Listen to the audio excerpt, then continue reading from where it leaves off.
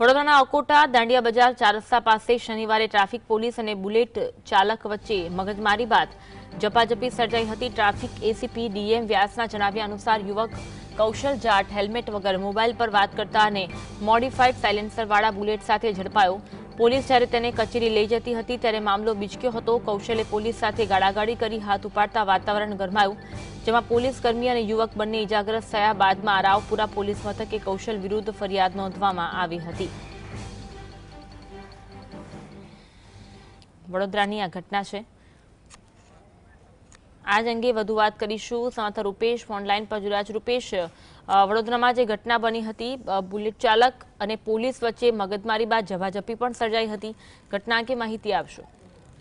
ચોક્કસ આ કૌશલ જાટ જે રીતે વાહન લઈને અકોટા દાંડિયા બજાર બ્રિજ તરફથી પસાર થતો હતો ત્યારે આ ઘટના બની હતી અને પોલીસનો આક્ષેપ છે કે એને હેલ્મેટ પણ નહોતું પહેર્યું।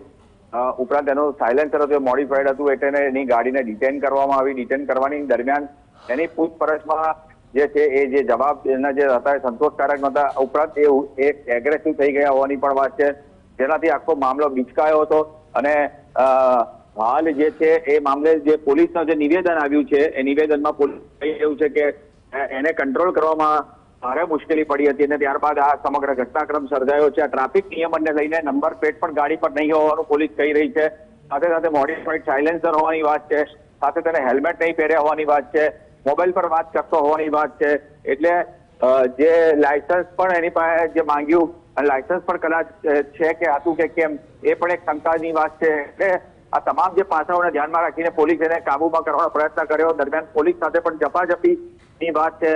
આ ઝપાઝપી દરમિયાન એને પોલીસ દ્વારા માર મારવામાં આવ્યાનો આક્ષેપ છે। એટલે આ સમગ્ર જે પાસા છે એને પોલીસ દ્વારા હાલ ઝીણવટભરી તપાસ હાથ ધરાઈ રહી છે। જી આભાર માહિતી આપવા માટે।